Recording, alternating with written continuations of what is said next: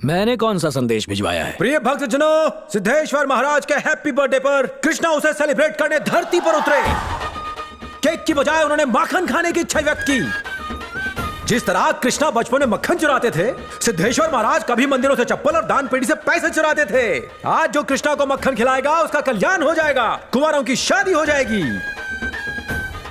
Duffer student भी exam में top करेंगे। टूट पड़िए, मुक्ति पाने का ये लास्ट चांस है। 1 घंटे बाद कृष्णा की फ्लाइट है। चलिए चलिए, जल्दी घर भागिए, कहीं देर ना हो जाए। भक्तजनों, देरी से मक्खन खरीदना मत भूलना। भक्तजनों,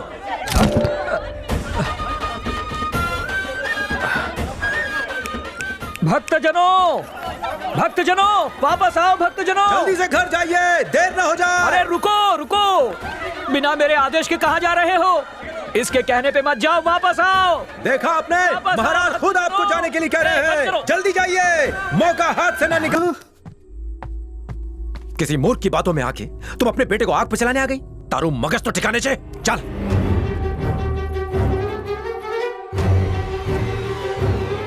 अरे ए, पापी, रुक जा।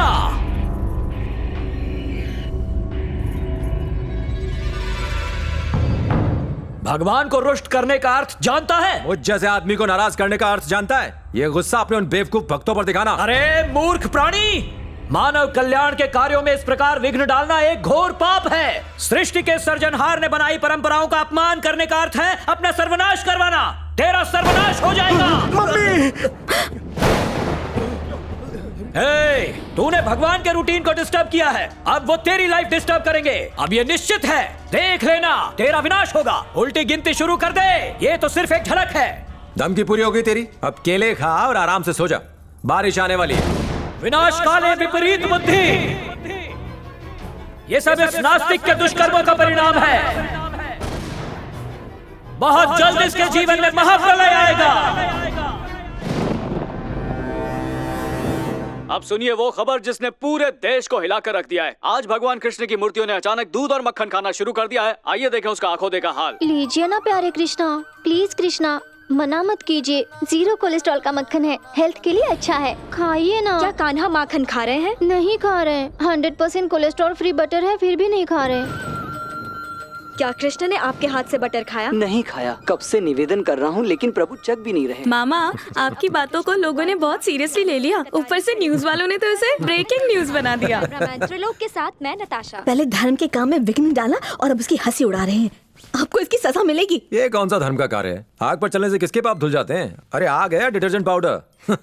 आज जो भूकंप आया वो सिर्फ आपकी वजह से आया। अच्छा, वो भूकंप था? एक गिलास तक तो टूटा नहीं। गोपाल बाबू, हाँ शूचे, तुम्हारे घर के कृष्ण ने मक्खन तो खा लिया है ना? हाँ, अब तक आधा किलो चट कर चुके हैं। हमारे कान्हा ने चखा ही नहीं। आज नहाते समय साबुन लगाया था?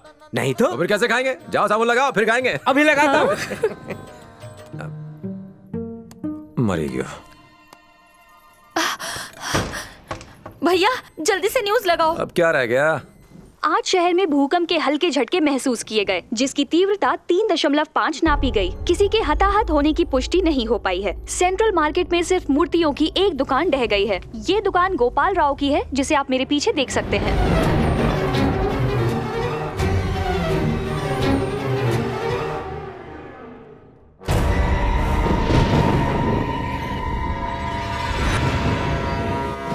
हैरान करने वाली बात यह है कि इस दुकान के आसपास किसी भी दुकान को जरा भी नुकसान नहीं पहुंचा है। लगता है ये भूकंप इसी दुकान के लिए आया था। मैंने अभी टीवी पे न्यूज़ देखी। हम भी वही देख रहे हैं पापा। बाकी दुकानों को कुछ नहीं हुआ, सिर्फ तुम्हारा शोरूम टूटा है।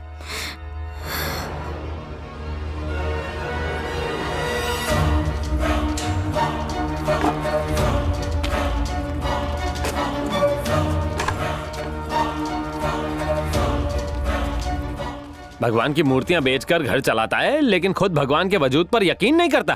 केवल इसी की दुकान तोड़ के भगवान ने इसे सजा दी है। आप किया है तो फल भी भुगतना पड़ेगा। इसके कर्मों का फल इसके बीवी बच्चों को भुगतना पड़ेगा। भगवान से पंगा लेगा तो ये हश्र होगा। सुना है एक स्वामी का अपमान किया, उन्होंने श्राप दिया होगा इसको। मुझसे मरम्मत के लिए लोन लिया था, अब तो दुकान ही गायब हो गई। मुझे ब्याज नहीं चाहिए, असल रकम वापस कर दो अभी। ये पैसे मांगने का वक्त नहीं है। आप देख नहीं रहे, मेरे गुरुजी का 80 लाख का नुकसान हो गया। क्या 80 लाख? दुकान के अंदर 50 लाख की तो मूर्तियां थीं और 1 महीने पहले ही रिनोवेशन में लगभग 30 लाख खर्च किए थे। क्या कहा? 80 लाख? इतने पैसे कहाँ से आए? घर को सेठ राम जी के पास गिरवी रख के 60 लाख का लोन लिया था और 20 लाख जीजा जी से। 20 लाख? मुझे तो 10 बताया था। ज्यादा ब्याज के चक्कर में छुपा के दिया था। मुझसे बिना पूछे लोन क्यों दिया? देखा तूने, सारा पैसा डूब गया। बाबा इससे पैसे मैं निकालूंगा, आप बस हवा मारो। बोल गोपाल, पैसे कब देगा? जीजा जी बात ऐसी है, दुकान टूटी है, मैं नहीं टूटा हूँ। बैंक अकाउंट में मुश्किल से 30,000 रुपए होंगे, बेचने के लिए जेवर तक नहीं है। बताओ किस तरह ये कर्ज चुकाओगी? आपको भगवान की इस तरह हंसी नहीं उड़ानी थी, ये सब कुछ नहीं होता। अपना ये भक्ति चैनल बंद करो। तुम्हें क्या लगता है मैं भगवान के खिलाफ बोला इसलिए उन्होंने आके मेरी दुकान तोड़ दी? और ये साबित करने के लिए कि वो है, उसने ये भूकंप पैदा किया और मेरा इतना नुकसान कर दिया। और क्या? गलत कह रहे हो, मुझे कोई नुकसान नहीं हुआ। ये चाबी देख रहे हो? अबे इस चाबी से कौन सा ताला खोलेंगे?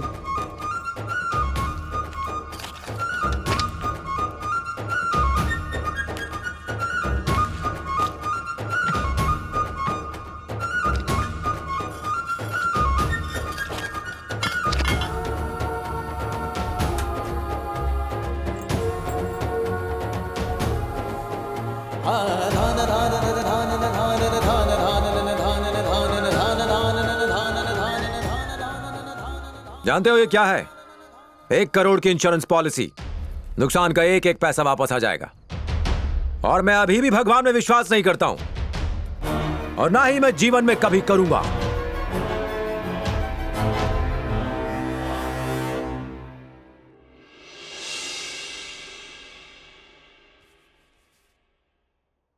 हे भगवान, इंश्योरेंस के सारे पैसे दिलवा देना।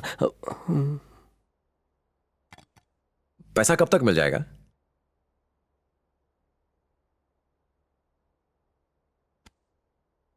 रोलेक्स। असली नहीं, चोर बाजार की है। सहगल साहब, आपके हाथ में ये रोलेक्स की घड़ी है ना? 1 लाख की तो होगी। 10 lakhs। ओए माँ, पैसे मिल जाते तो हम निकल जाते। मिस्टर गोपाल राव, पॉलिसी लेने से पहले आपने टर्म्स एंड कंडीशंस पढ़े थे ना? नहीं सर, आपके एजेंट ने जहां साइन करने के लिए कहा मैंने कर दिया। क्यों, क्या बात है? आप इतने इररिस्पॉन्सिबल कैसे हो सकते हैं? देखिए, इंश्योरेंस का मतलब खुद को सुरक्षित रखना। इंसान पॉलिसीज लेता किस लिए है? आग, एक्सीडेंट या चोरी से होने वाले फाइनेंशियल लॉसेस को कवर करने के लिए ना? एकदम करेक्ट, इसीलिए तो ली थी पॉलिसी। आपको मुआवजा नहीं मिलेगा क्योंकि लॉस की वजह एक्ट ऑफ गॉड है। Act of God? यप, यहाँ देखिए साफ साफ लिखा हुआ है, कंडीशंस अप्लाई।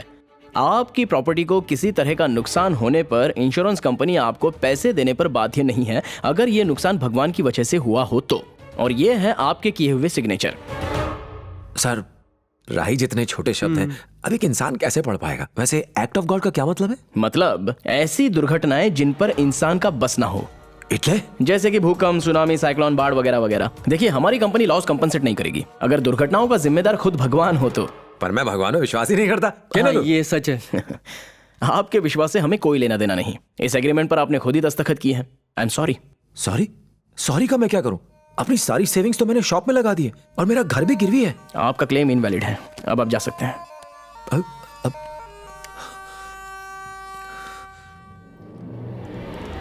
मैं नहीं जाऊंगा। मैं अपने क्लेम का पैसा लिए बगैर यहां से नहीं जाऊंगा। सिक्योरिटी। सिक्योरिटी क्यों बुला रहे? मैं अपने हक का पैसा ही तो मांग रहा हूं आपसे। अरे इन्हें बाहर लेके जाओ। मेरी पूरी बात सुनिए। मेरे पास अपने सारे पेपर्स हैं और आप एक मिनट हाथ हटाइए। आप मेरे साथ गलत कर रहे हैं। लुभावनी बातें तो आप बड़े अक्षरों में लिखते हैं और टर्म्स छोटे शब्दों में। मेरा हक मार के आप अच्छा नहीं कर रहे हैं। आप चोर हैं। जो कह रहे हैं क्या कहा तुमने? चोर कहा? क्या कर लेगा? मैं अपने हक का पैसा लेने आया हूं और अपना पैसा लिए बगैर यहां से जाऊंगा नहीं। चीटिंग करते हो तुम। Just get out. चोर बाजार से 2000 की घड़ी खरीद के उसको 10 लाख की बताता है। समझते क्यों नहीं? हमें रूल्स फॉलो करने होते हैं। It is act of God. उसके डिसीजंस में दखल कैसे दे सकते हैं? अगर शिकायत है तो भगवान से जाके मिलो। क्या कहा? It's an act of God. Act of God? एक मिनट हाथ हटाइए। फाइल पकड़। एक्ट ऑफ गॉड यानी आपको भगवान में विश्वास? बिल्कुल है। यानी भगवान यहां पर सब जगह मौजूद है? हाँ, बिल्कुल। इसमें है? उसमें? आज जाड़िया में? उस मैडम में? उनमें भी। तो सहगल साहब, इसका मतलब ये हुआ कि मुझ में भी ईश्वर मौजूद है? जरूर होगा। Thank you sir. रुको रुको रुको, मैंने नहीं मारा, भगवान ने मारा है। हाँ, भगवान ने मारा है। हाँ, फिर से मैंने नहीं मारा, भगवान ने मारा। मेरे अंदर भगवान, उसके अंदर भगवान, ये भगवान और भगवान के बीच की फाइट है। Act of God. फिर से भगवान ने मारा, मैंने नहीं मारा। चल गंदे, हट। मैं नहीं चलाऊंगा, भगवान की कसम खाता हूँ, मेरे अंदर का भगवान चलाएगा। चलाऊं?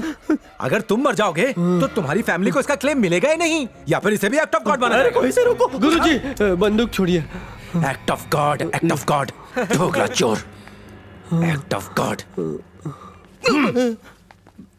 चोर कहीं के।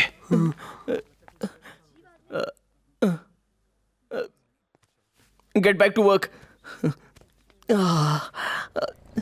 राम जी प्लीज धीरज रखिए, बहुत जल्दी सूद समेत पैसे चुका देंगे। घर के पेपर्स वापस लौटा दीजिए, हमारी प्रॉब्लम तो समझिए। राम जी 1 महीने की मोहलत दिए बस, अगर पैसे नहीं लौटाए तो वो ये घर किसी और को बेच देंगे। मैंने शॉप को सेल पर लगा रखा है, पता करो उसका क्या हुआ। ठीक है।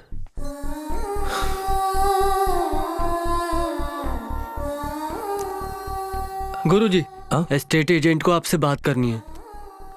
हाँ सेठ जी, दुकान का खरीदार मिला क्या? क्या कहा? क्या कहा उन्होंने? भगवान की मूर्तियां खंडित होने से वो जगह अशुभ हो गई है। ऐसी अपवित्र जगह कोई नहीं खरीदना चाहता। जमीन की खुदाई में अगर कोई मूर्ति निकल आए तो उसकी कीमत 100 गुना बढ़ जाती है। लोग वहां मंदिर बना देते हैं। आपको कोई खरीदार ना मिले तो मेरी इस जमीन को आप भूल जाइए, एक से बढ़कर एक बेवकूफ मौजूद है। आप चिंता मत कीजिए, ईश्वर हमारा इम्तिहान ले रहे हैं, वो सब कुछ ठीक कर देंगे। राम जी को प्रसन्न करने के लिए मैंने 101 दिन निर्जल उपवास रखने का प्रण लिया है। 1 करोड़ बार उनका नाम भी लिख रही हूँ। जय श्री राम, जय श्री राम, मर्यादा पुरुषोत्तम सीताराम। 1 करोड़ बार लिखने पर स्याही और पेपर की कितनी बर्बादी होगी। एक काम करो, अपने भगवान से कहो अपने जेवरों की गठरी दे दे, सोने का चक्र दे दे, त्रिशूल दे दे, प्रॉब्लम सॉल्व हो जाएगी। अब मांगूंगी तो जरूर दे देंगे, और आप मांगेंगे तो जल्दी मिलेगा। क्या कहा? आप भगवान से बात कीजिए, वो जरूर मदद करेंगे। हाँ जरूर करेंगे। इस तरह बात करूंगा कि उन्हें जवाब देना पड़ेगा। गुरुजी, गुरुजी नहीं, रुकिए रुकिए, सुसाइड सुसाइड, गुरुजी सुसाइड कर रहे हैं। अरे छोड़, इतना कमजोर नहीं हूं मैं। अब मैं कोर्ट जाऊंगा। कोई फायदा नहीं है, इतनी बड़ी कंपनी पर केस करेंगे तो उम्र निकल जाएगी। आपके जैसे कई लोगों ने केस किए होंगे। उस कंपनी पर तो कई लोगों ने केस किए होंगे, पर किसी ने कृष्णा पर केस नहीं किया होगा। मैं सीधा भगवान पर केस करूंगा। जिसने हमें बर्बाद किया उसे तो कोर्ट ले जाके रहूंगा, चाहे वो भगवान ही क्यों ना हो।